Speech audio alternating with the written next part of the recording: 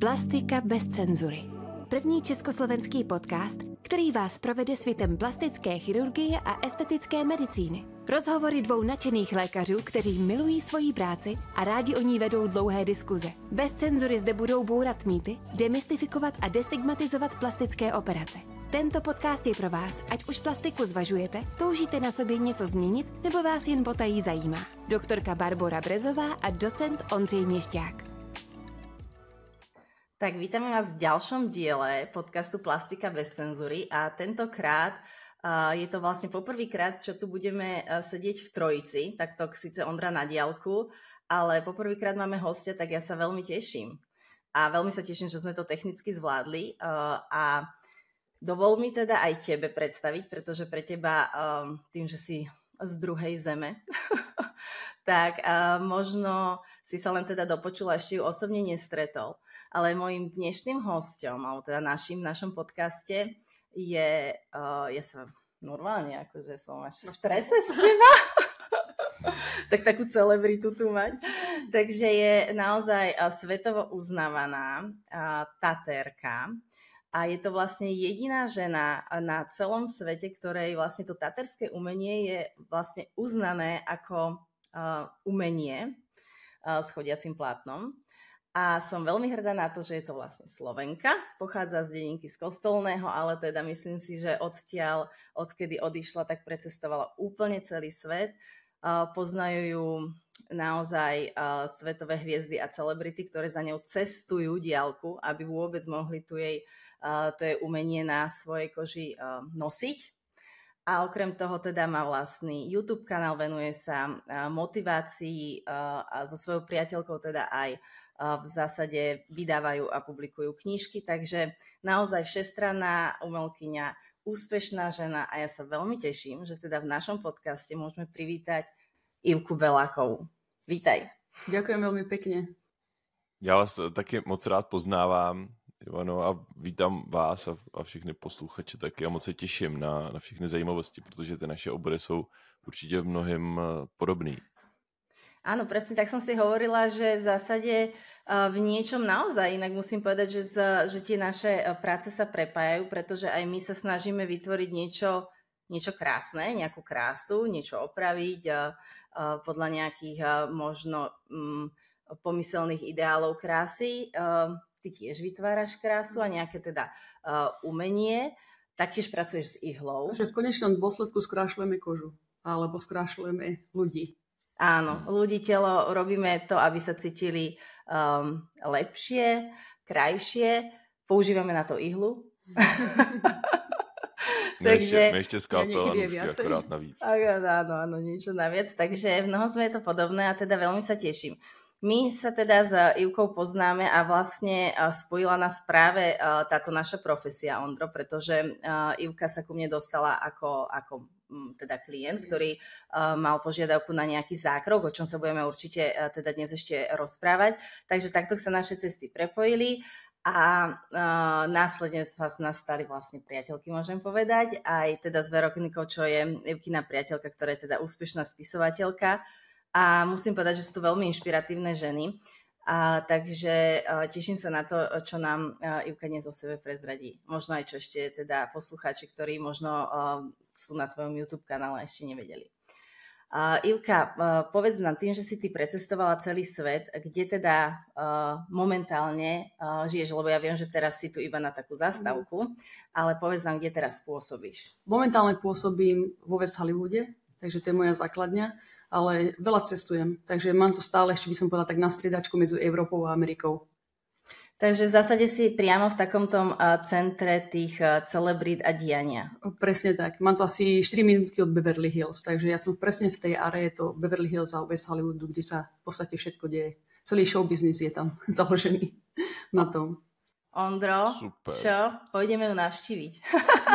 No určitě. No tak ty nejedeš tam náhodou? Áno, mám. Hej.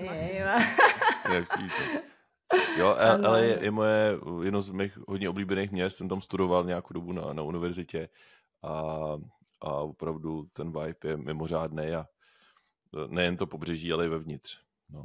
V tom a samozřejmě u Beverly Hills je spousta světoznámých klinik, když v dnešní době se to přesouvá i víc do světa, je to víc mezinárodní a lidi jezdí spíš za specifickými doktorama, než jako do nějakých oblastí mi přijde, ale určitě to Beverly Hills je jedno z Mac plastické chirurgie ve světě. V Kalifornii to máme tak, že na Newporte, to je Orange County, a potom, čo sa týka LA, tak to je v Beverly Hills. Toto sú dve také najväčšie miesta s plastickými klinikami.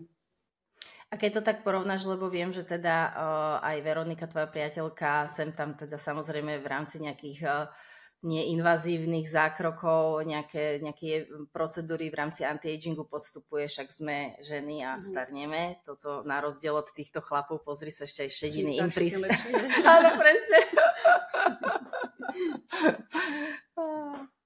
Takže občas našivujte, tak skús povedať možno, že či vieš to porovnať tým, že si teda bola na klinike aj teda u nás, na Slovensku, teda u mňa, a bola si aj teda v zahraničí, priamo úplne v Meke vlastne tých, kam chodia vlastne svetové celebrity, ktoré konec koncov samotnú plastiku na začiatku ako keby preslávili a dali do popredia, tak môžeš to nejakým spôsobom porovnať? Môžem to porovnať, budem rozprávať z vlastných skúseností a bola som na 3 miestach v Amerike. Prvé bolo Newport, keď som prišla do Ameriky, ja som začala najprv s botoxom, to som mala asi 33 rokov, myslím. To bolo prvýkrát. Moja skúsenosť bola taká, že nemali tam takú, by som povedala, taký ten personálny dotyk, čo sa týka klienta. Napríklad, keď som stretla teba, tak sa pozrela na moju tvár, si mi vysvetlila, toto by sa hodilo, toto nie, lebo väčšinou, keď si dám robiť procedúry, tak chcem niečo jemné, aby to nebolo úplne, že až moc vidieť. Tak na Newporte mi dali príliš veľa botoxu. To som bola napuchnutá asi 2 mesiace v kúse, ale mi to úplne zmenilo tvár a každý to videl. Takže tá moja skúsenosť nebola až taká dobrá. No a odtiaľ som potom mala procedúru v Montecite. Môj veľmi dobrý známy, to je taká americká rodina, tak tam vlastnia luxusnú kliniku. A nerobia tam plastické operácie, ale robia všetky takéto zákroky, botoxy, fillery a takéto rôzne veci. A je to vlastne klinika, kde chodia všetky celebrity, také najznámejšie. Ja spomeniem Oprah, Ellen DeGeneres, rôzni speváci tam chodia, herci, Mel Gibson. Wow, ja by som sa tam iba tak do čakárne na chvíľku posadila. A tam môžeš ísť hoci kedy. Tam taký appointment a iba sa tam posadím do tej čaká. Takový mystery shopping. No, nebo ti můžu trošku napíchat. No. Ivana opravdu vypadá výborně. Ivana je podle mě jeden z důkazů toho, že jde dělat prostě estetická medicína opravdu super přirozeně a není vidět žádný zásah ani plastického chirurga, ani výplň nebo botoxu a jsou to takový ty drobný tweaky, které jsou právě pro nás ty nejlepší, aby se člověk vypadal líp, cítil líp, ale aby na něm nebylo vůbec nic vidět. Ďakujem, ja to tak mám najradšej. Že také jemné mimické vrásky, ja som s tým v pohode, ale samozrejme, že na svoj vek si myslím, že je to v pohode, že sa udržujem botoxom a fillerami a chodievam väčšinou tak každé 3 mesiace zhruba, alebo teraz som čakala 4 dokonca na teba, alebo 5. Takže som bola v takom stave. Ale ešte k tomu Montecitu chcem povedať, že tam vlastne tá moja skúsenosť, čo sa týka týchto rôznych procedúr botoxov a fillerov, tak tá bola lepšia samozrejme, ale aj kvôli tomu možno, že si dali viac záležať, pretože sme kamaráti. Takže tá skúsenosť bola trošku lepšia, ale už vtedy, neviem, či si pamätáš, pred 2 rokmi, keď si mi robila viečka, tak už som si začala dávať u teba procedúry. Takže v Amerike som skončila, ale možno, že to bola asi kombinácia vecí, lebo mne dosť aj záleží na tom, že vlastne od tej doktorky alebo od toho doktora, ako to robí. To musí byť celková taká skúsenosť pre mňa. Taký ten zážitok a podľa mňa aj si myslím, že musíš si proste s tým lekárom sadnúť v tom, že v zásade mu musíš plne dôverovať v tom. Pretože ja chápem, že ako pre laika, ktorý príde a dá si niečo teraz aplikovať do tváre, čo tam nejakú dobu ostane, tak musí tá dôvera byť naozaj 100% a proste to musí byť aj o tom, že si s tým človekom sadneš ako človekom. Áno, lebo tie produkty sú v podstate tie isté. Áno, čo používate, či je to ten botox alebo rôzne tie iné názvy, ja to nepoznám, ale tie produkty sú tie isté. Takže za mňa je to celková skúsenosť a samozrejme aj skúsenosť toho doktora. Ako je šikovný, aby presne vedel proste, že ako to robiť. Lebo som si všimla, alebo v Kalifornii napríklad, v LA som bola tiež párkrát na Long Beach a ľudia tam už proste hoci kedy si niekto niečo naštuduje, nemajú ani nejakú skoro prax, otvoria si kliniku a dokatujú tam vyslovené ľudí. A to je tam veľmi časté. Musím ale i vypovedať, že toto začína už trošičku aj u nás. No, hlavne v tých neinvazívnych samozrejme procedúrach je stále to právo je tam také nejaké šedá zóna, takže aj u nás sa s tým stretávame a potom si to dávajú teda opravovať na klinikách u lekárov a aj tie materiály. Takže naozaj záruka toho, že máš aplikovaný, certifikovaný materiál a tak ďalej, nie je úplne tiež všade. Musíš vyhľadať teda skúseného lekára aj kliniku a tak ďalej. A ty si spomenula 3 miesta. Čo je to tretie? To tretie miesto je to Beverly Hills, takže bola som aj Beverly Hills, ale to som si dávala robiť zuby. Takže to je troška teraz, je to stále procedúra, áno, skrášľovacia, takže ja by som to spomenula, ale botox je takéto nie v Beverly Hills, iba zuby. Ale že som chcela tým podotknúť, preto som na to myslela, na to Beverly Hills, lebo keď porovnám napríklad aj tvoju kliniku a tú kliniku a tento zubár, to som bola u zubára, čo robí celebrity, ja spomeniem. Vymenuj všetkých atletov, potom ja neviem, že robí Kanye West, teraz robil Drake, Travis Scott, potom robil Chrisa Browna, Post Malona, proste všetky celebrity také najväčšie, čo sú. On sa špecializuje na diamond industry, že dáva diamanty na zuby. Tak kvôli tomu tam všetci chodia, lebo teraz je to obrovský trend, hlavne v showbiznise. To měli kamarádky, vím, že už to měli někdy před 20 lety nějaký. Většinou. A to mali možno len nejaký zirkon, vieš? Teraz ide o diamanty. Asi jo, je to pravda. Robí diamantové zuby celé. Vieš, že nie, že len nalepí diamant, ale aj diamantové zuby robí. To je úlet. Hej, to je úplne úlet. Tak u toho som si to dávala robiť a samozrejme, že tá kvalita tak, ako to robí, je úžasná, ale tá klinika, to je neskutočné niečo, čo sa týka čistoty, alebo že ako to vyzerá. V dobrom? Nie v dobrom. Nie v dobrom. Nie. Ja napríklad, ja mám rada poriadok, že všetko by aj pekne vyzeralo tá prezentácia. A ja som sa tam skoro aj bála ísť do tej kliniky, ale zase som to brala po tej stránke, že dobre, že je expert, toto robí vyše 20 rokov, toto je taká jeho špecialistka, všetci tam chodia a poznala som jeho prácu, že naživo som to videla, tak kvôli tomu som sa rozhodla k nemu ísť, ale to bolo fakt, že spravila som si zuby a odvtedy ma tam nevideli. Ani neplánujem ísť nejako naspäť. No to je zajímavý, jak vlastně to, jak to na té klinice vypadá, vlastně vůbec nekoreluje s tím, jaký kvalitní péči nebo jaký kvalitní zákrok tam člověk dostane. Často v Česku i na Slovensku jsou ty kliniky na hodně vysoký úrovni v porovnání se světem. Samozřejmě záleží s čím to porovnáváme, možná někde Dubaj, Asie, to bude ještě jinde, ale v porovnání se Západem, s Anglií nebo právě s Amerikou, ty jsou mnohem podle mě modernic vybavený často a nebo aspoň ten interiéry jsou moderně udělaný, no ale nemusí to vždycky korelovat, ale je to součást celého dojmu a taky člověk jde radši do restaurace, která je hezčí a to má takovou větší důvěru, že tam budou líp vařit, než někde, kde to zase tak dotažený není a když to není tak dotažený ten interiér, tak může mít člověk pocit, že prostě ten člověk, co tam pracuje, není takový detailista. Ale to som bola šokovaná naozaj, keď som videla to prostredie, tú čistotu tej kliniky. Tak hlavne asi tá čistota, vieš, že človek, keď ide postúpiť nejaký úkon, ktorý sa týka nejakého tela, zdravia, tak predpokladá v prvom rade také tie úplne, že vysoko nastavené hygienické štandardy, čo by malo byť viac menej samozrejmosť. Takže toto chápem, že asi je taký ten prvý dojem, že to môže určitým spôsobom odradiť, ale to máš dnes už v dnešnom svete takého toho Instagramu, sociálnych sietí, tak naozaj to môže byť veľmi klamlivé, že ty si môžeš niekoho vybrať a nakoniec prídeš na to už miesto a môžeš byť naozaj veľmi prekvapený. To aj u nás, ja vidím, že sa prezentuje niekto, že kliniku má a tak ďalej a potom prídeš do zariadenia v nejakej staršej poliklinike niekde na okraji mesta, proste medzi tým, že vedľa je nejaký, neviem, diabetológ a tak ďalej a ty tam máš jednu ambulanciu a nazývaš to klinikou, takže ono chápem, ale teda prekvapuje ma, že niečo takéto stretneš aj v... Ja takisto. Akože, a to ešte teda niekde, kde dávajú diamanty na zuby, kde keď sa večera si usmieš, tak už ani svetelnú show nepotrebujú tam. A tie kliniky robia všetko, okrem zubov samozrejme. Tie procedúry takéto, ako vy máte, robia tam takisto plastickú chirurgiu. To je taký obrovský komplex. Ja teraz čisto rozprávam, má tu jednu sekciu, kde robí zuby.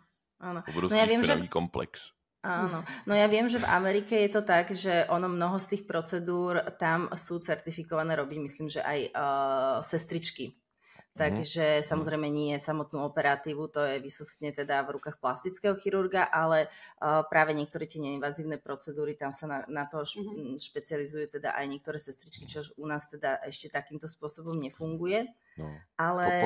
Pozor, ale oni ty sestřičky jsou jiný než naše sestřičky. Oni mají jiný trénink, takže na to se musí upozornit a jiný pravomoce celkově v té medicíně, což je věc, kterou taky řešíme u nás i se sestrama a myslím, že ty pravomoce, oni mají mnohem víc teďko vzdělání, je to náročnější, ale těch pravomocí nemají tolik, takže ty by se měly zvýšit. Neříkám, že by to měly být zrovna výplně, ale v medicíně obecně ty sestřičky by mohly dělat víc a jsou podle mě větší profesionálové, než dělají. S kulturníma rozdílama mezi třeba Českem, Slovenskem a tou Amerikou, jak ve vnímání krásy, tak i vnímání toho vlastně prostředí, do kterého chodí.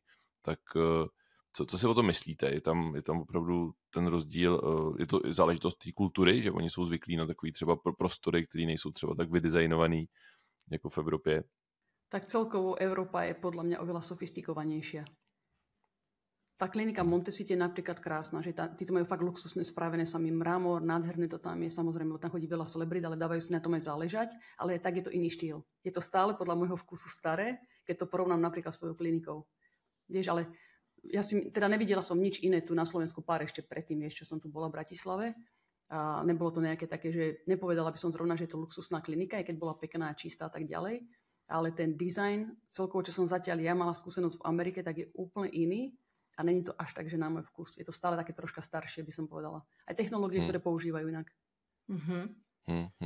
No, jsou tam záblesky designu určitě, asi ne tolik jak v Evropě, ale třeba v New Yorku, třeba ty nový mrakodrapy, co tam mají, třeba ten summit a tak ty jsou fakt to môže byť, nevidela som to, ale viem si predstaviť, lebo New York je jasné, ten je viac taký upscale.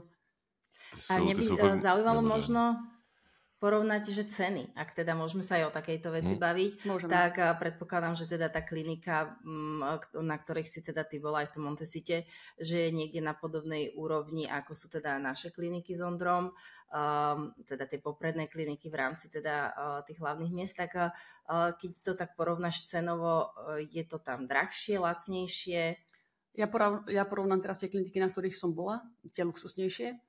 Tak čo sa týka neinvazívnych vecí, ako botox, fillery, pery a tak ďalej, tak tie ceny sú veľmi podobné.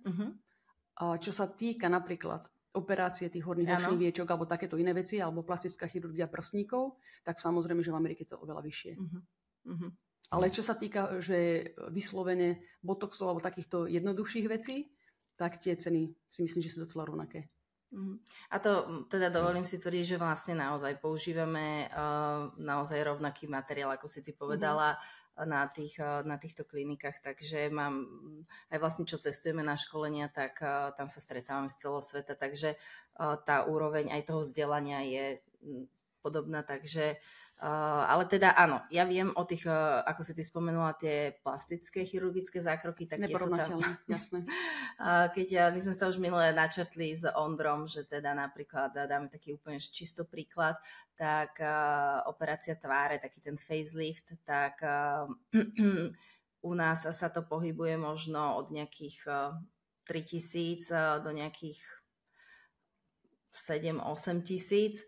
A úplne ako hrubo orientačné, lebo to je naozaj, by sme to museli rozmeniť na drobné oky, presne individuálne, ale v Amerike to je akože 10-násobne viac, hej, a tam len začíname. Takže to sme úplne niekde inde. A oni si tam vlastne, ale Američania, oni sú podľa mňa zvyknutí všetko robiť na splátky, alebo si na nejaké takéto zákroky proste odkladať a potom to... Čiže tam je úplne bežné pravdepodobne, že na takýto zákrok asi si normálne zoberie pôžičku a to spláca. Či? No, to je veľa Američanov, že je kreditných kariet, takže by som povedala, že asi aj áno. Samozrejme, niektorí, ktorí nemajú až tak peniaze, si myslím, že si možno nedovolia nejaký 100 000 zákrok alebo niečo také, pokiaľ to nie je niečo menšie. Alebo idú do Mexika. Akurát som to išla povedať, hej. Presne. My tam máme vlastne koľko asi hodinku od mexických hraníc, to sa volá, že Rosarito, taká jedna časť, alebo Tijuana, a tam väčšinou chodia do Tijuany presne na tieto kliniky. Jo, tam mám kamaráda. No, a tie ceny sú... tie ceny sú fakt, že neporovnateľné. My tam máme kamaráda s Bárou, to je Jamie ze San Diego, se kterým jsme se známili. Áno, pamätám si. Ten je v tých A chovaní. tam si mohla ísť na skúsenosť. Áno, ale tak ja si myslím, že oni aj samotne, že aj tí lekári, akože chodia tie zákroky vykonávať tam, pretože tam je možno väčší dopyt, čiže že je to také, že vlastne aj ten doktor akože robí ten turizmus, aj ten klient robí ten turizmus. Jamie, ten náš kamarád teda, co bydlí v San Diegu, tak ten bydlí v San Diegu, ale jezdí opravdu do Mexika. Většinou Mexičani chodí pracovat do Ameriky a on to má naopak, že jezdí z Ameriky vlastně do Mexika, tam má menší náklady a může to samozřejmě a přitom je vlastně prakticky Američan, takže je to i bezpečný a má tam super kliniku, je to těsně za hranicema vlastně s Amerikou. No a my sme spomínali teda tie celebrity, tak ešte, ja som sa chcela ešte v úvode spýtať, aby aj Ondra vedel, teda ktoré celebrity nosia tvoje diela vlastne. Možno by to tiež bolo zaujímavé pre poslucháčov. Teda, jak sme spomínali, že oni naozaj reálne cestujú za tebou, aby si teda mohla to svoje umenie na tú ich kožu teda aplikovať. Tak povedz také možno najznámejšie celebrity, ktoré nosia tvoje diela.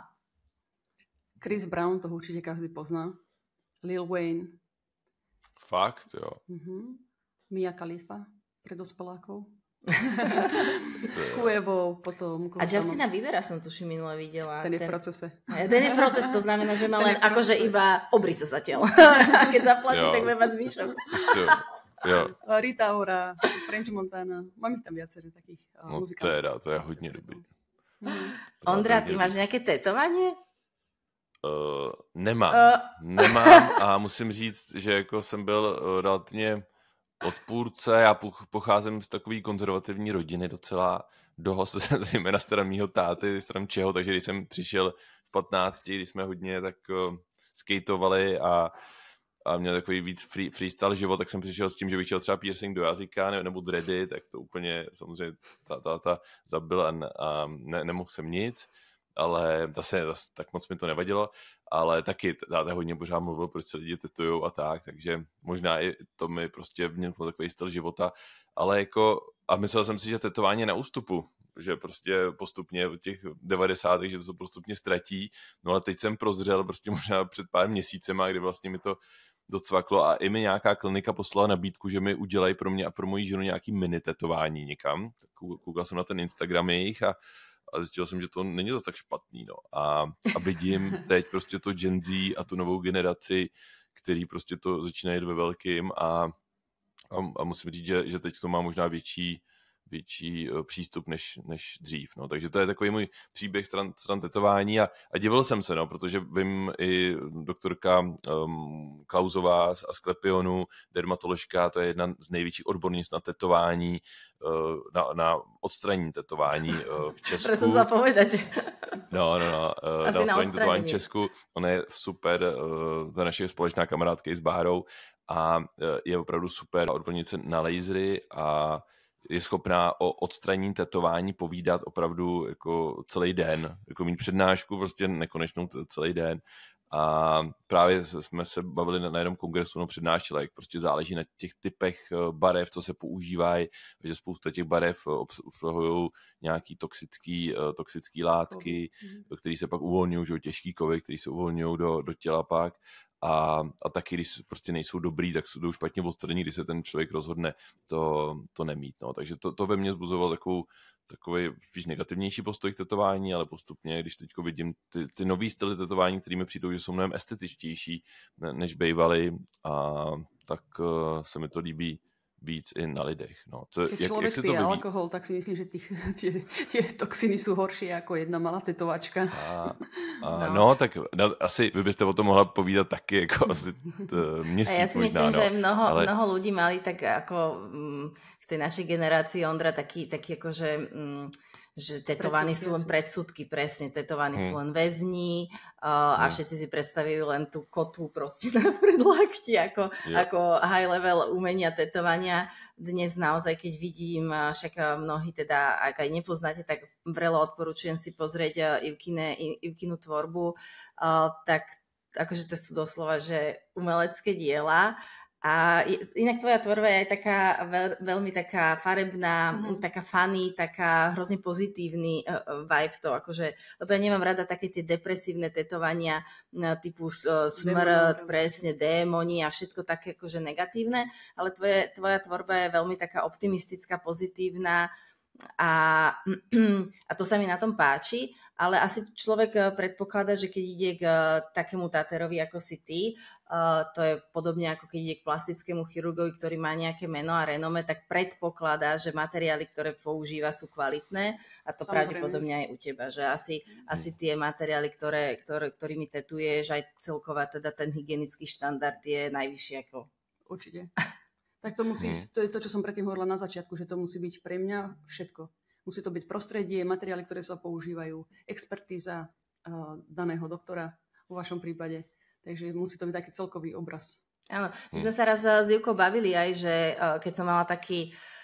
Vieme, že pre nás s Ondrom je niekedy náročnejší taký ten konzultačný deň ako operačný, paradoxne, pretože navnímať toho klienta, byť empatický, pochopiť jeho potreby, dostatočne mu to vysvetliť, býva niekedy o mnoho náročnejšie ako proste tá samotná operatíva, kde sa človek sústredí na tú našu hlavu, myslím, a tú únavu celkovú, psychickú na konci dňa.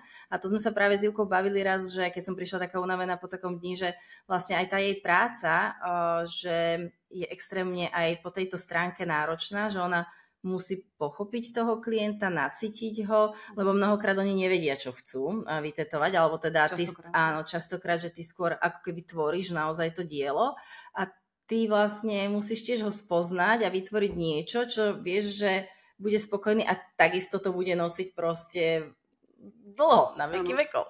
Ja mám výhodu, že ja vidím farby na ľuďoch a to je to, čo mi pomáha k tomu môjmu umeniu. Vidíš už aj farbu na Ondrovi, tak to chce spočítať? Prvú farbu, čo by si povedala? Sakra, čierna.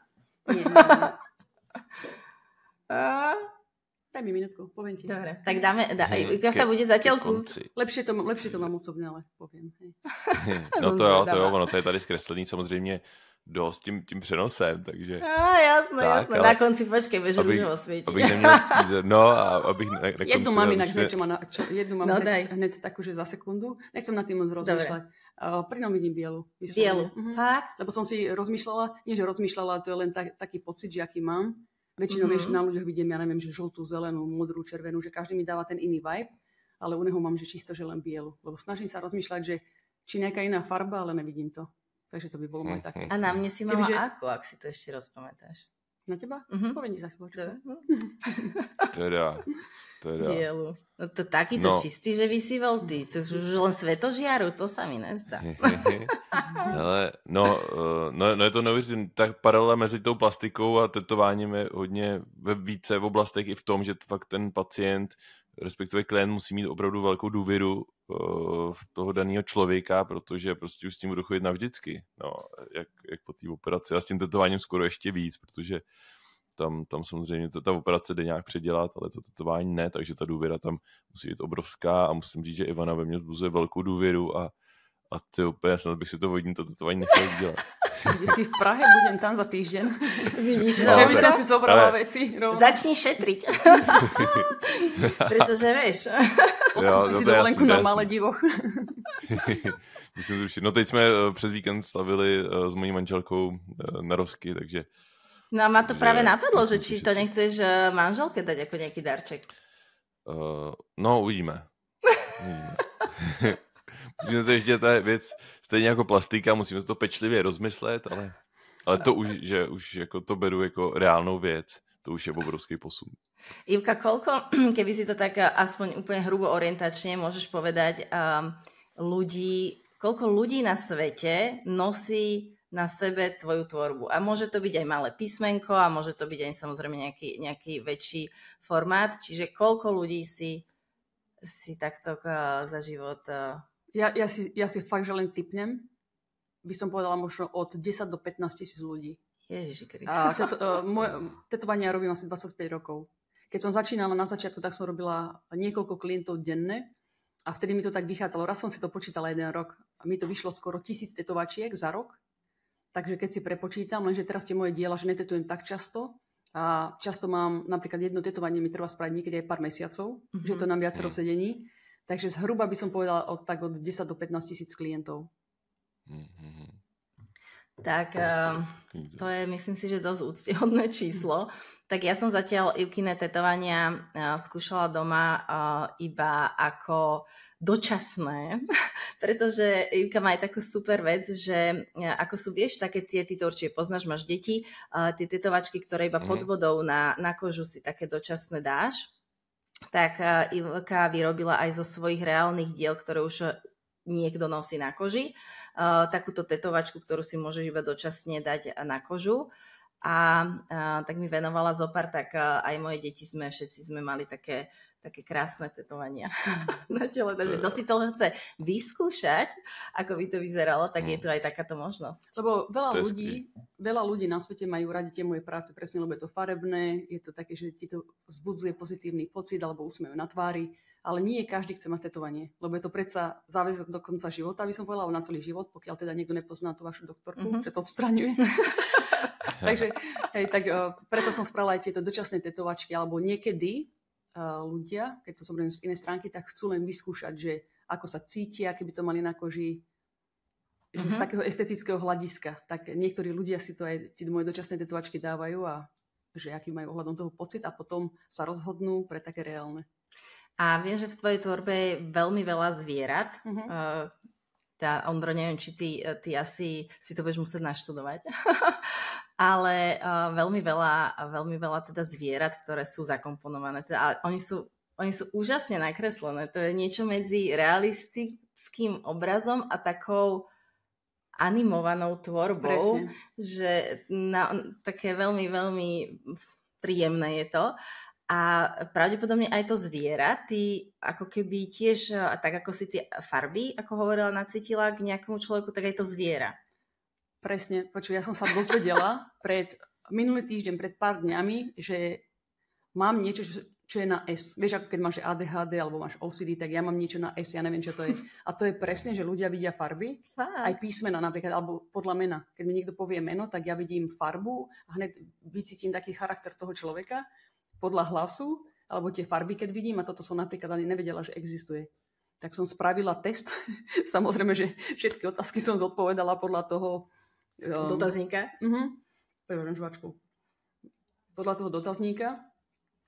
A čo som ti chcela povedať tým, že... Že sa ti potvrdila vlastne hneď tá... Aha, áno, a že navnímam mám tú energiu. Prepáč, zabudla som, lebo teraz som začala ale to ani neviem, že taká je nejaká takáto ale ja viem, že cez tie zvieratá hodne... Prepáč, už to mám. Áno. Tie zvieratá, takže farba a tvary. Lebo ja keď robím napríklad, že si predkresľujem dizajny, tak ľudia to častokrát dávajú do takej mašiny, že si to presne vytlačí podľa toho, ale ja to robím doteraz ručne. Čo mi samozrejme strávim na tým viac času, ale robím to kvôli tomu, že ja nevidím to, čo vidia druhí ľudia, ale ja vidím len tvary. Že keď spomíname tie zvieratá, tak ja to neobkresľujem, že presne, že ako to má byť, ale aj tie tiene, alebo že ako sa robia oči, alebo tiene proste, že na tvári, aby to vyzeralo realisticky, ale ja vidím tvary a podľa toho to vlastne robím a preto je taký mix, že realistiky, troška takej tej animácie a tak ďalej. Takže to je len takéto moje vnímanie, že ako vidím veci. Škoda, že nemáme viac času, lebo hrozne by ma zaujímalo, aké zviera vidíš teda ešte okrem tej farby, tak aj aké zviera vidíš. No co som Ondra. Proč pořád já? Když mě to taky trošku zajímalo. A že ťa to zaujíma. Nejlepší je to osobně, stejně jako v plastice je nejlepší osobní konzultace. Určitě. Aby člověka v reálu viděl, že jo, tak ono to je lepší asi v tom reálu, co? Určite. No. Tak vezmeme, teda keď Ivka bude v Prahe, kam teda relatívne aj často, keď pricestuje do Európy chodí, tak určite sa stretnite osobne, pretože budúci týždeň tam. Ten vibe, ktorý zažiješ s ňou, a teda musím povedať aj s Veronikou, s jej priateľkou, pretože to je tak úžasný človek, že to sa ani nedá popísať. Tak a inak tam tiež cez tie zvieratá, že? Ja si to tak Veronika je psychická liečiteľka a médium a ona vlastne... Pozor. Áno, aj autorka kníh, samozrejme, ako si spomínala na začiatku, ale vlastne ona robí tie sedenia s človekom tak, že ona dostáva správy, ona to volá, že od spirituálnych zvierat. Tak ja napríklad poviem, ona vidí, že lienku, je to povedia, že zapamätaj si toto zviera, ona si to odfotí a potom tá lienka vlastne jej prinesie tú správu pre toho daného človeka.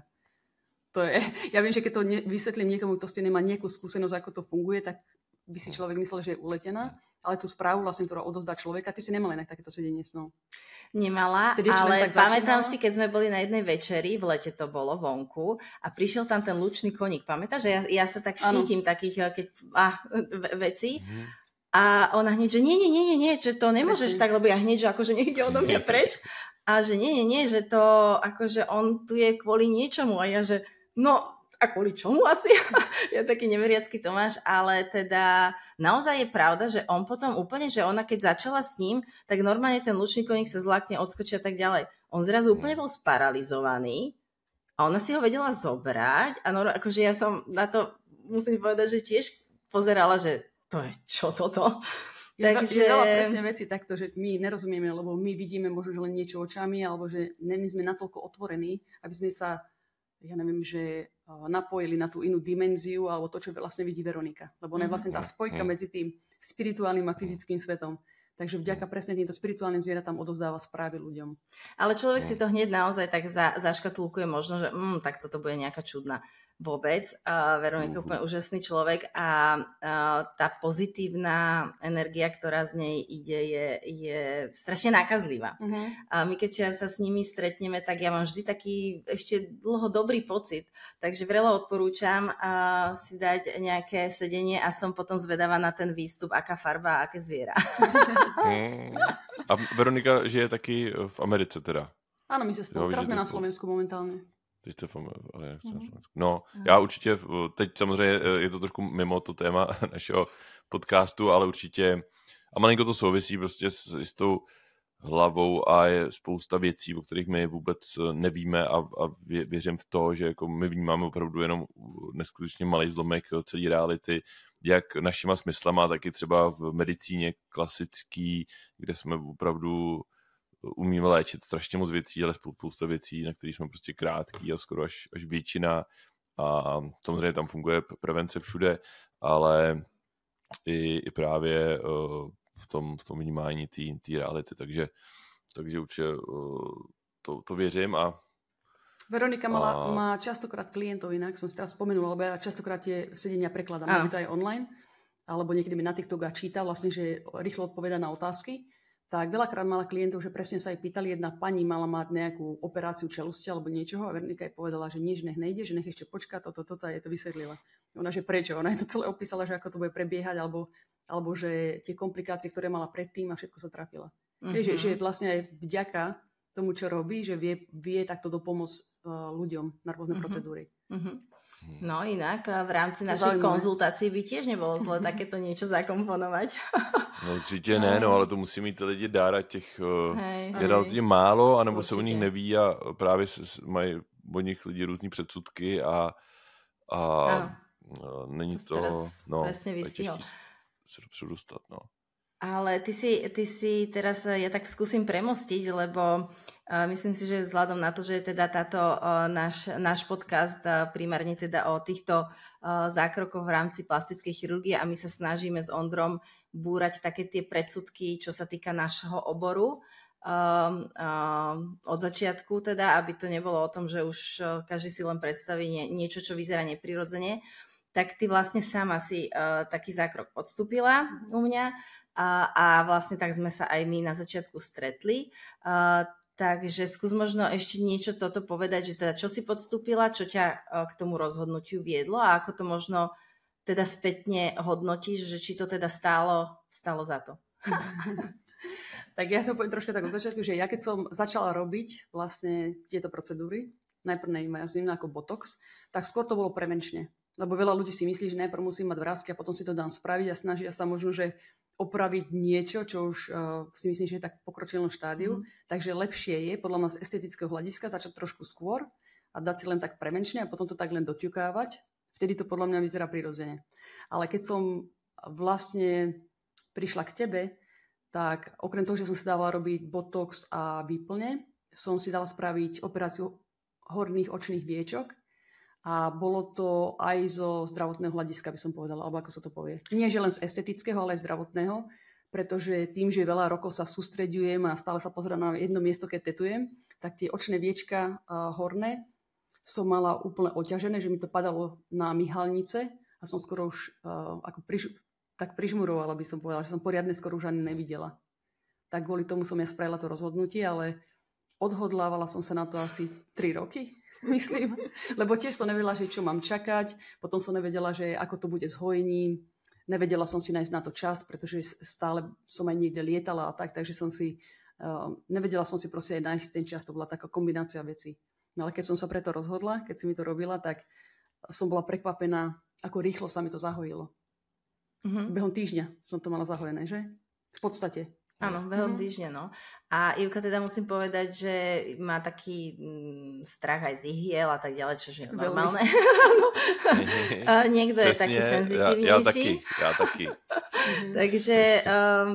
Takže aj toto bol samozrejme podstatná súčasť toho rozhodnutia a oddialovania toho rozhodnutia, ale vo finále potvrdzá ma, že tá chvíľka naozaj tej anestézie je to len chvíľočka a potom už je to zákrok, ktorý nie je bolestivý. No stojí to za to, lebo je to fakt, že pár sekúnd možno prekonať ten strach, ale v podstate to nie je až také bolestivé. A v rámci toho hojenia potom plus minus ten týždeň, tak vtedy tie bolesti žiadne nie sú. Vtedy to je len akože opuch, modriny, ale není to, že bolestivý zákrok po operácii. Vôbec. Ja si pamätám, po tej operácii som prišla domov, som si tak chvíľku oddychla, asi hodinku som spala, myslím. Lebo som bola možno, že taká troška oťapená, ale to z toho stresu, ktorý som si spôsobila sama.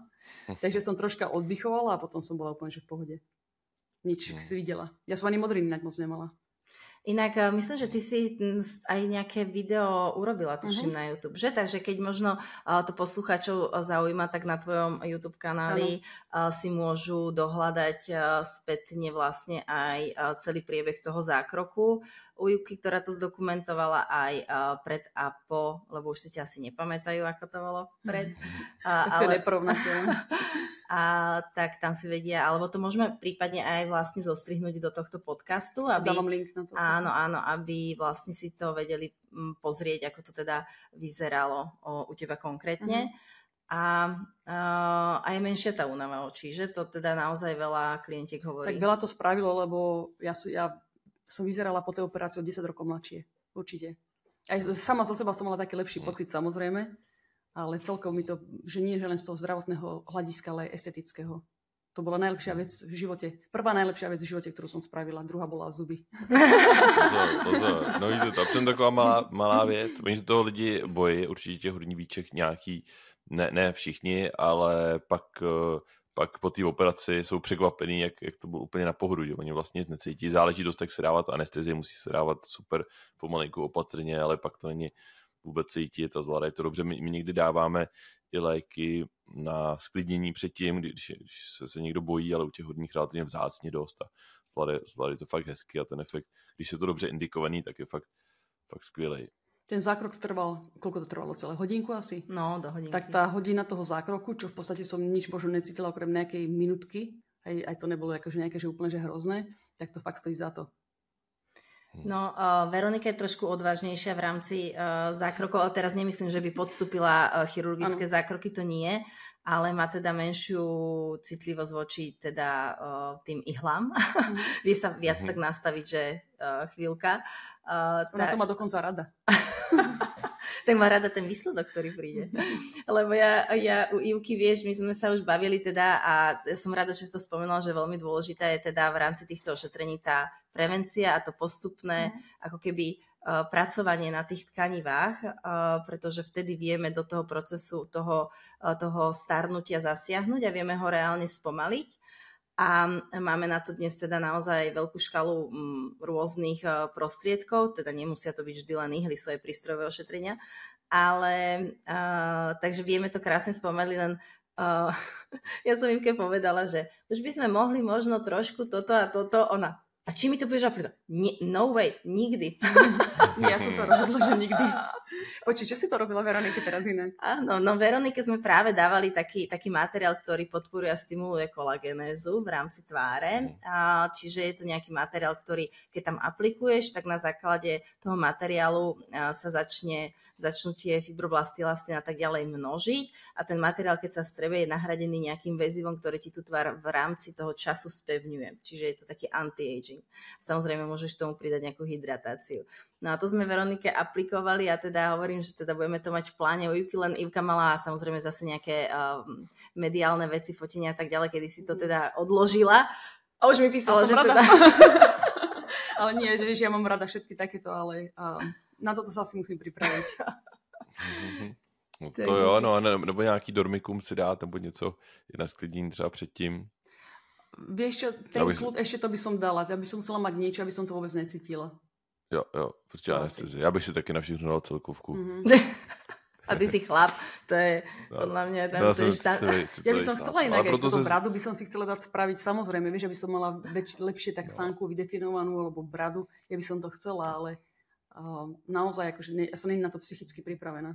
A raz príde ten čas. Možno uvidím. A čo by si nikdy napríklad na sebe nedala upraviť? Nikdy by som si nedala upraviť. No, ja musím povedať toto, ja som veľmi spokojná so svojím telom. Takže momentálne, ja to musím povedať hypoteticky, pretože nemám nejakú potrebu opravovať nič iné na mojom tele, iba čo sa týka tváre. Ako som teraz spomenula, že by som si dala vydefinovať troška sánku a tú bradu. To by som si dala spraviť, takže v budúcnosti uvidíme. Ale čo sa týka môjho tela, tak nič, ale momentálne, kebyže mám samozrejme nejaký... Čo by som si nedala spraviť? Čo by si nikdy nedala spraviť? Minule sme robili... Tak teraz rozmýšľam, že čo? Že sme minule si robili srandu, keď som ti dala na miesto mačkania takých tých antistresových guličiek, vieš? Tak, implantáty. Áno, Ivka si dala áno, do rúk implantáty a samozrejme z toho mali trošku srandu túto s Veronikou. Natočili z toho nejaké story naozaj v rámci srandy. A už to bolo v bulvári, že si ide dať spraviť prsia. Nie, vieš čo, ja naozaj nemám odvahu na takéto veci. Ale tak asi to nepotrebuješ, asi ty zrovna... myslím si, že si potom... Toto bol asi zrovna vec, ktorej si skôr tužila naopak, nie? Áno. No a Veci, nepotrebuje. ktoré som myslela, by bolo toto. Ešte, keď napríklad, kebyže som, ja neviem, že väčšia alebo ťažšia, tak liposekciu, asi by som si to dala. Ale tie prsia to fakt neviem. To už je také, že keď si aj predstavím to rezanie, alebo neviem, že ako by sa to hojilo, čo sa týka jaziev a tak ďalej, alebo moje telo ako by na to reagovalo, tak toto by bolo také moje asi, že fakt, že nie. Můžu se ještě zeptat, že třeba Ivana, musím využít ty příležitosti, že tady máme takovou světovou odbornici a zeptat se ještě na dvě věci by mě zajímalo na trend v tom tetování, jak se to vlastně vyvíjelo, jak jsem předtím říkal, že v těch 90kách prostě to bylo vnímané nějak, pak mi přišlo, že to ustupovalo to množství a teď v posledních letech je to tak, že to nabírá a dělá se to čím dál tím víc lidí a spíš té generaci přes 20 nebo přes 30.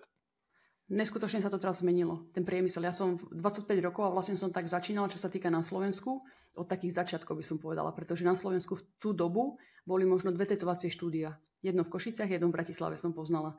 A celkovo to umenie bolo, by som povedala, že také, ako sa povie, také, že ako keď máš že secret alebo že underground. Také... Nie, že podpultové.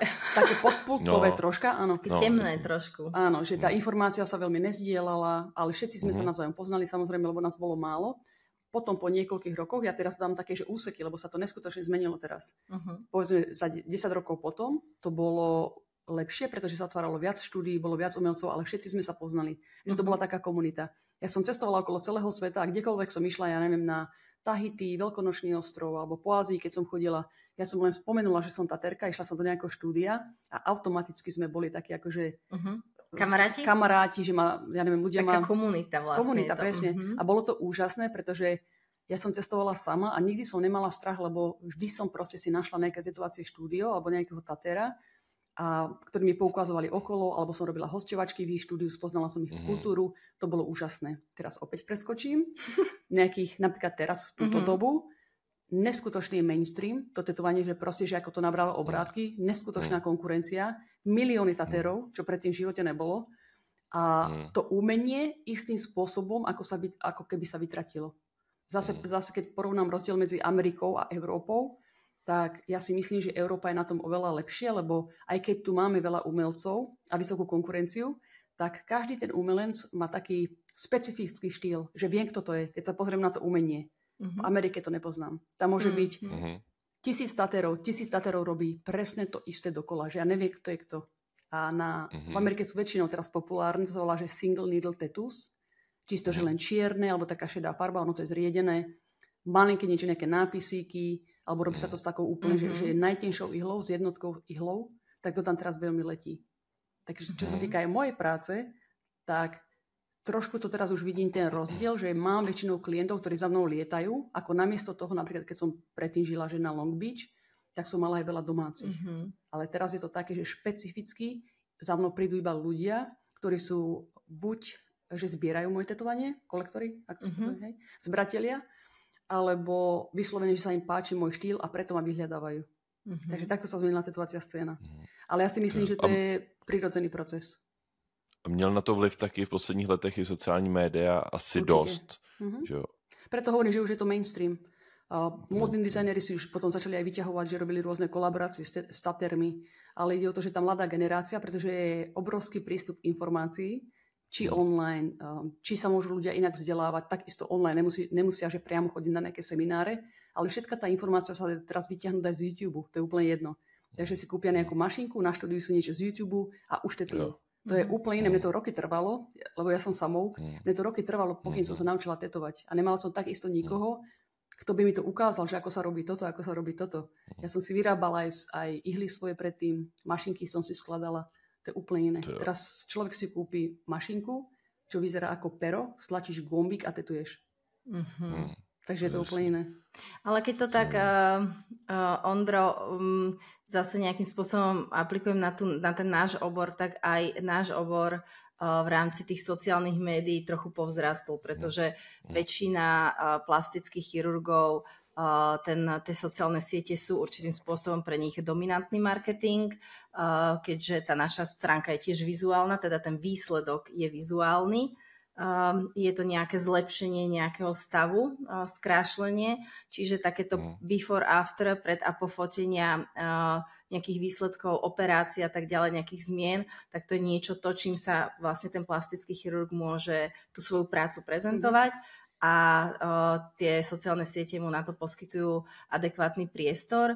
Takže takisto aj ten nárast popularity alebo teda toho dopytu po tých zákrokoch v rámci tohto tiež vlastne vzrástol a takisto vzrástla aj tá konkurencia, aj takí tí možno, ktorí nie sú na akože rovnakej úrovni a tak ďalej a teraz si myslia, že si teda pozreli nejaké video a už sú teda, alebo jeden kurz veľký, áno, znalci.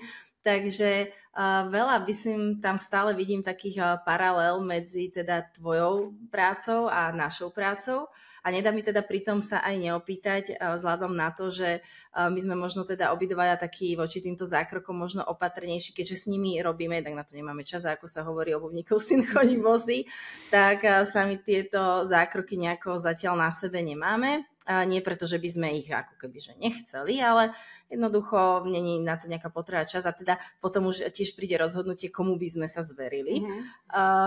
Tak vidím, že teda jeden druhému. By som sa hambila. Ty sa každého hambíš, počuj. No si sa hambila, jo sa hambíš. Nie, to je kamarát, to sa nedá. Takže ako o profesionálnych zručnostiach nepochybujem, ale predsa len. Teda vidím, že ty si potetovaná, Ivy. Viem, že ty moc teda na ženách tetovania inak nemáš rada, to prezradím o nej. Vôbec. Ani Veronika, myslím, že nemá žiadne tetovanie, teda jej priateľka nemá žiadne tetovanie. No. Ale teda ty si potetovaná. Komu si sa ty zverila?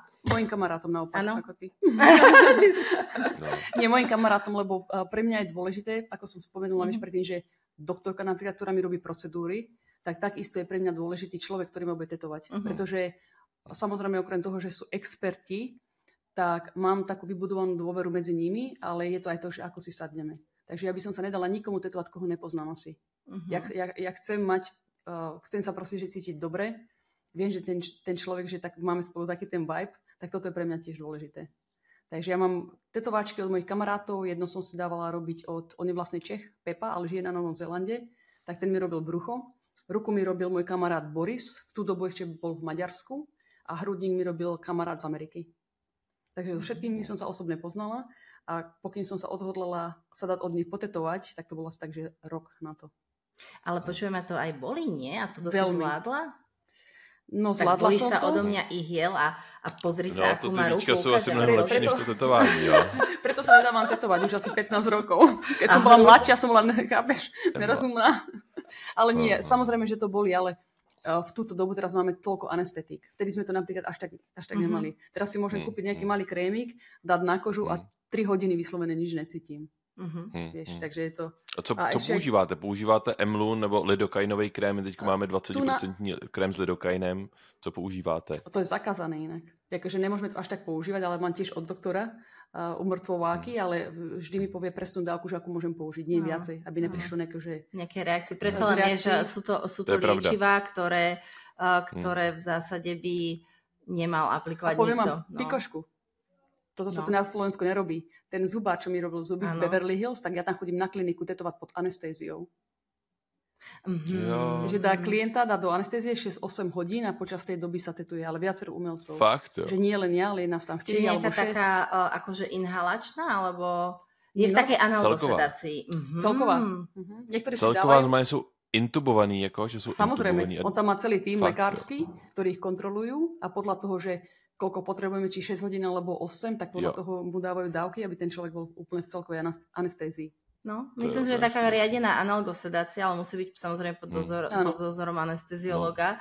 Tak ono v Amerike pod takouto silnou analgosedáciou sa bežne aj niekoľko akože hodinové alebo celodenné operatívy aj tváre realizujú, takže viem si predstaviť, že tak v mojom prípade by to určite tak bolo. Ale teda ja si teda... Ja mám pre vás otázku. Taky, no. A opravdu... Čo sa... Počkaj.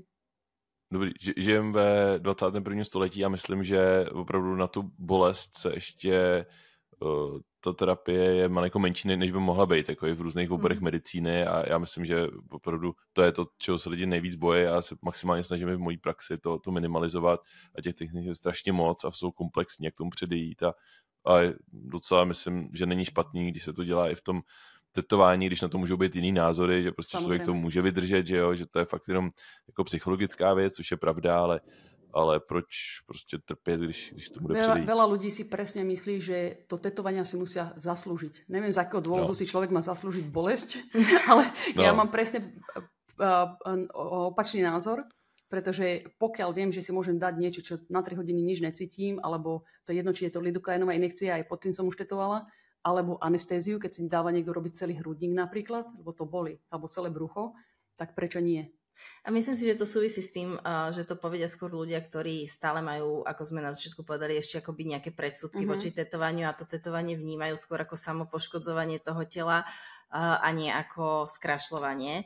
A presne tak. To je podľa mňa veľmi subjektívny názor, ale teda dovolím si tvrdiť, že konkrétne napriek tomu, že ja by som si asi nenabrala takú odvahu, tak tie tvoje diela sú naozaj nádherné. Takže, ale nedáva. Ja by som, vieš, čím by som asi ja mala, že nevedela by som, čo som chcela na ten celý život, vieš? To je inak podľa mňa najťažšia otázka. Ja sa aj preto nedávam tetovať. Nejlepšie Ivana vlastne to vymyslí sama. Presne, že si sa na niekoho pozrieme a ideme na to. Ale nie, vždy tak odporúčam ľuďom, ktorí sú začiatočníci, pokiaľ nemajú jasnú predstavu, tak daj si niečo, čo si chceš pritiahnuť do života, alebo niečo také, že keď sa na to budeš pozerať aj za 20 rokov, tak dá ti to nejaký význam, že to je niečo pozitívne. Ja neviem, poviem napríklad, že kebyže ja sa dám teraz tetovať, tak by som si dala napríklad vytetovať na ruku, že hojnosť, alebo také niečo, alebo blessing, že požehnanie, alebo niečo také pozitívne. Takú pozitívnu mantru. Alebo nejaký symbol, že čo niečo znázorňuje. A tak ako aj v našej sfére my máme chirurgov plastických, ktorí sú určitými spôsobmi nejakými lídrami alebo teda určujú nejaký smer, sú inovatívni a posúvajú teda ten náš obor na stále vyšší a vyšší level a sú pre nás inšpiráciou a chceme sa s nimi napríklad stretnúť, chceme ich sledovať pri operatíve, chceme sa od nich učiť. Tak veľmi dôležité. Je aj v tvojom obore teda niekto, kto je takýto, teda okrem teba samozrejme, ale teda kto možno teba určite inšpiruje a teda s kým by si sa možno, ak si sa ešte nestretla, chcela stretnúť? Úprimne povedané, stretla som sa so všetkými takými tými mojimi taterskými idolmi, ešte keď som chodila na konvencie, aj samozrejme, že sa bavím o tetovačkách. Ale ja si beriem inšpiráciu od hoci koho. Napríklad aj keď spomeniem tú mladú generáciu, síce netetujú 20 rokov, ale zase niektorí majú fakt, že specifický štýl, tak ma to zaujíma. Lebo ja sa možno, že viac sústredujem na tie farebné tetovania, na také umelecké diela, ale zase tak isto ma zaujíma, pretože chcem mať tú znalosť všetkých štýlov, ako to funguje, už len z toho technického hľadiska, keď sa bavíme napríklad o geometrii, alebo to sa volá, že dot work, len také bodky, keď sa robia, alebo možno, že aj nejaké ázijské motívy, tak sama pre seba chcem byť čo najviac vzdelaná. Či to robím, alebo nerobím. Je to proste pre taký môj pocit. Tak myslím si, že Ondro, to aj my máme také, že z tých kongresov vlastne si vypočuješ a nemusí to vždy úplne byť niečo, čo by si ty s tým súhlasil, alebo čo by si ty urobil, ale inšpiruje ťa to, možno ti dá nejaký input k tomu, aby si nad tým rozmýšľal a možno tie veci robil podobne, inak, zlepšil svoje techniky, takže ja si myslím, že vždy sa môžeš inšpirovať a učiť. Ale vždy vypichneš niečo z toho. Áno, presne tak. Aj napríklad, čo si myslíš, že tá informácia ti neslúži možno, že v tú dobu, ale aj tak z nejakého hľadiska si myslím, že akákoľvek informácia, že si môže z toho niečo zobrať. Tak ja to tak vnímam. No a momentálne hovorím, že nemám nejaký taký, že tetovacích idolov, lebo so všetkými som už kamarátka, ale samozrejme, že si doteraz vymieňame informácie. Tak vieš čo, Ondro, ona ešte kamarátka ešte aj s tými našimi plastickými chirurgami ti musím prezradiť, lebo ona sa stretla, určite je posluchačom známa televízna show tých spackaných plastických operácií, Botched po anglicky, kde vystupujú teda dvaja plastickí chirurgovia a teda opravujú rôzne, teda či už spackané operácie alebo nejaké poúrazové stavy a tak ďalej.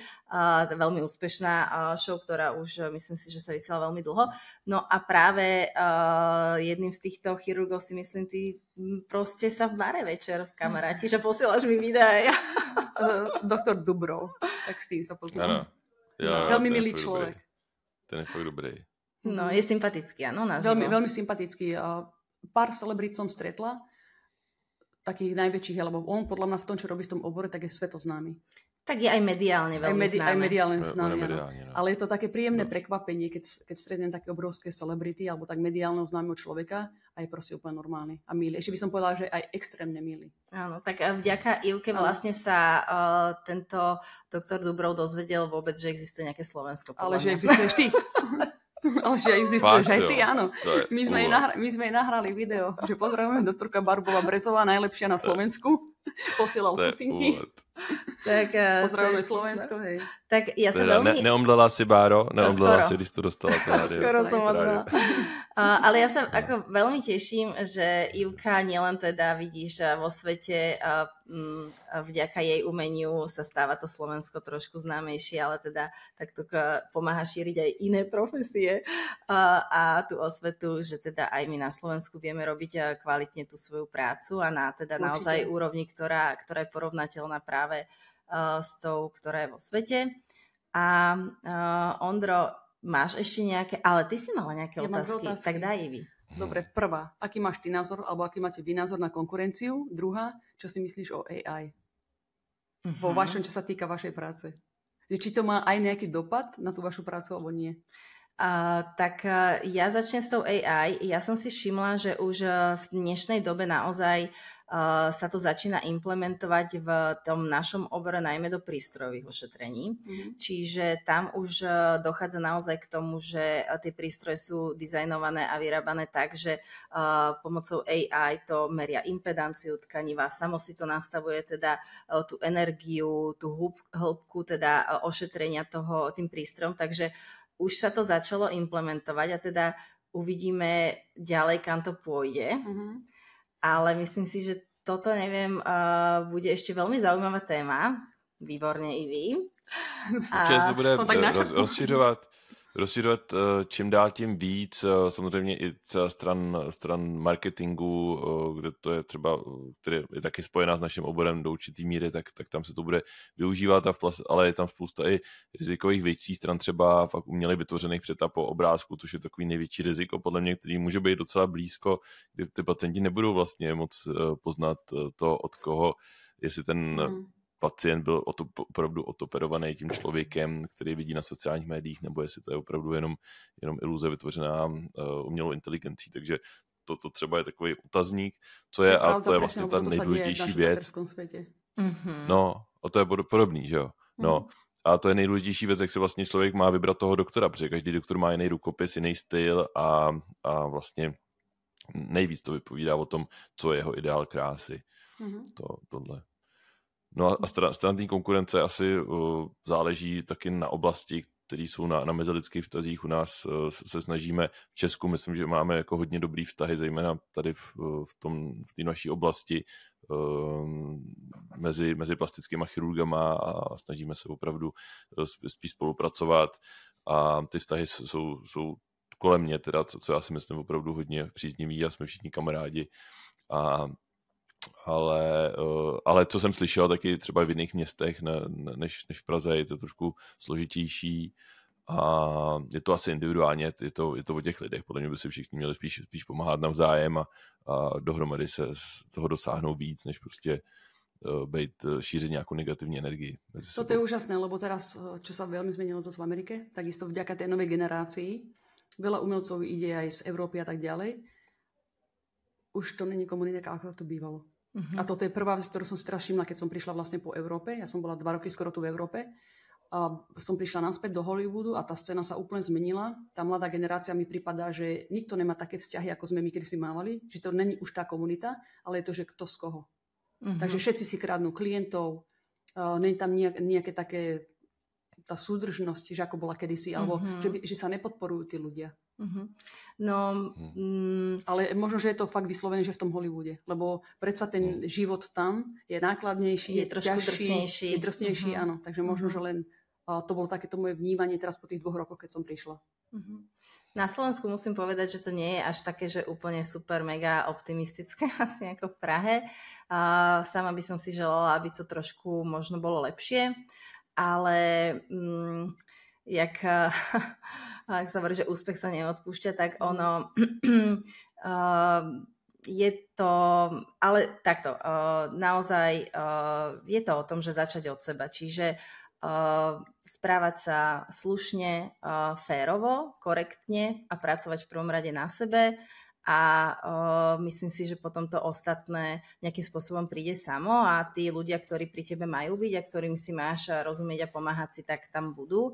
Ale možno ja to vnímam aj trošku inak z toho pohľadu, že možno tá štartovná pozícia bola trojlinka iná ako teda u Ondreja, ktorý teda mal otca známeho plastického chirurga a viac menej ide v jeho šlapajách. Mal vlastnú kliniku, jeho otec, ktorú teda Ondrej krásne zveladil a posúva ďalej. A teraz mali nedávno vlastne celý rebranding a tak ďalej, takže naozaj pracuje na tom skvelým spôsobom. Ja som mala trošku iné nejakú tú pozíciu, keďže moji rodičia nie sú lekári. Som žena, chirurgička, takže trošku... takže tak trošku som musela na tom možno, že viac ako keby dokazovať, že na to mám. Ale momentálne som už veľmi taká akože nastavená a spokojná, pretože v prvom rade u nás, a to si myslím, že máme veľmi spoločné, preto si aj tak s Ondrom rozumieme, že je v prvom rade na mieste ten klient. Čiže aby bol spokojný a keď tú prácu robíš naozaj slušne a čestne, tak si myslím si, že to je to najdôležitejšie. Ale tá konkurencia určite je a bude, ale zase na druhej strane ja konkurenciu vnímam aj ako niečo pozitívne, pretože vďaka tomu aj ty sa môžeš nejakým spôsobom zase ďalej posúvať. Taká tá zdravá konkurencia je určite vždy prospešná a na tej není nič zlé a na tej treba skôr pracovať. Súhlas. Tak ja si myslím, že nám to vidíš, to jak dnes nám to ubehlo Ondra. Vy si ešte pokecal, čo? Jo, ale, tak super energie a hrozně pozitivní a na to, co máš jenom za sebou, jak velká velikánka je v rámci opravdu světa, tak působí hrozně milé, no a moc rád jsem jí poznal. Díky moc. Ďakujem aj teba. A dúfam, že sa teda uvidíte v Prahe a spoznaš ju aj teda naživo osobne, aj teda priateľku Veroniku, pretože naozaj to stojí za to. A na záver by sme mohli, vždy dávame na záver s Ondrom na takú nejakú zaujímavosť a mňa tak napadlo, že nás sa občas v rámci rozhovorov pýtajú, že akú najbizarnejšiu nejakú konzultáciu si mal, alebo že tá požiadavku od pacienta, čo by chcel zrealizovať, alebo čo si robil najbizárne, aké najväčšie prsia a podobné typy otázok, tak skúsime to teda takýmto búvarným smerom aj k tebe. Je to cenzurované, alebo nie? Cenzura, tak najprv som to vystrihnú na záver a nech si to vypočuje. Nech si to vypočuje, takže... Kebyže viem lekársky názov toho, tak to poviem, ale neviem. Tak aký najbizarnejšiu požiadavku, prípadne časť tela, prípadne kombináciu si ty mala možnosť tetovať alebo teda svoje dielo niekde urobiť? Tak najväčší bizar, ktorý som robila počas mojej kariéry, bolo, že som tetovala plamene šľahajúce z rytného otvoru. Ježiši. To je super. Dobre, že? A on už teraz vie, čo si dá vytetovať. Teraz si predstavte, toho klienta môjho bol na 4 a tak to musel byť pár hodín, dokým som to spravila, aby som to mala natiahnuté. Takže len ten obraz toho. A čím sa živil ten dotyčný človek? Neviem vôbec. Ja neviem. Neviem. Jezdil na Harley. Motorkár. Musel jezdit na motorce, že jo, nějaký a opravdu v nějakým gangu a je to fakt hodně velký úlet. Jak jako to vytvoření toho, jak se to dělalo, taky pak, jak to muselo vypadat. To je taký obraz, ktorý už nedám von z pamäte. Večer pri zaspávaní, vieš? Pol roka ma asi na to nahovárali inak. Ja som bola vtedy chudobná študentka, som pracovala v Austrálii a môj šéf mi vtedy povedal, že počuj, že keď budeš robiť intimné partie tela, vypýtaj si raz toľko. A ja, že postaví všetky do radu. Nabukuj to tam. Takže mi to bolo jedno. Ale tetovala som všetky časti tela. Jedinú časť tela, ktorú som netetovala a chcela by som vyskúšať, tak je dlaň. To musí byť bolestivé. Áno, ale je to úplne iná technika, ako sa to robí. Tak kvôli tomu, že by som sa to aj rada naučila a chcela by som to vyskúšať, ale očné viečka, intimné časti tela, všetko som tetovala. Takže ak máme niekoho medzi posluchačmi, kto by si chcel dať niečo od Ivky vytetovať na dlaň, tak bude prvý, u koho toto miesto bude tetovať, takže máte tu možnosť. A takisto teda, ak by ste sa chceli o Ivke dozvedieť viac, tak určite sledujte jej YouTube kanál, kde je aktívna, sociálne siete, kde je aktívna a sledujte, tam budete aj vidieť, kedy je aj na Slovensku, prípadne v nejakých iných mestách, lebo viem, že sa aj chystá cestovať. Takže určite veľmi odporúčam a ja sa naozaj veľmi, veľmi teším, že si našla tú chvíľu na Slovensku a prišla aj do teda nášho podcastu Plastika bez cenzúry. Ďakujem veľmi pekne. Nájdete ma všade, na všetkých sociálnych sieťach pod Ivana Tattoo Art. Všade YouTube, TikTok, Instagram a tak ďalej. Ak sa chcete dozvedieť viac. Ďakujem vám veľmi pekne. Bolo to úžasné strávené ráno pre mňa. Pretože tentokrát ma nič nebolelo. Ale nie. Neboli nič, keď mi robíš teraz. Som sa trénovala. Takže bolo to vám príjemné. Já to jdu všechno sledovat. Jdu si to naklikat a jdu přemýšlet teda. Dobre. Nejaké bodnutí včelou spravíme.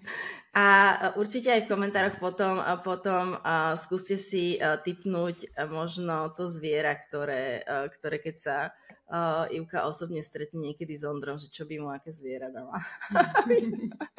Som zvedavý, co lidi nacítí. Čo lidi nacítí. Ivka, ešte raz veľmi pekne ďakujem. Ondra, tebe ďakujem, že sme to aj takto technicky zvládli a počujeme sa teda na budúce s ďalšou zaujímavou témou alebo zaujímavým hosťom. Majte sa krásne všetci. Děkuji moc. Hezký den. Chceme přinášet nekonvenční pohled na plastickou chirurgii a estetickou medicínu. Zmyslom podcastu bolo najmä priblížiť vám modernú estetickú plastickú chirurgiu, ktorej výsledok je prirodzený a slúži na zlepšenie kvality života. Nechceme k estetickým zákrokom nútiť ani nabádať, ale ak o niečom takom uvažujete, chceli sme vám podať pravdivé a relevantné informácie. Budeme moc rádi, když vás podcast zaujme. Potěší nás feedback na platformě, na které právě posloucháte, komentujte a ptejte se na našem YouTube kanálu a Instagramech dr.barborabrezová nebo Ondrej Mesták. A ak vás tento podcast k rozhodnutiu niečo na sebe zmeniť inšpiroval, budeme radi, ak sa na nás obrátite a my vám pomôžeme svoje túžby naplniť. Barboru můžete navštívit v Nobles Clinic v Bratislavě. Se mnou se můžete potkat na klinice plastické chirurgie ST v Praze. Děkujeme za to, že jste si nás poslechli.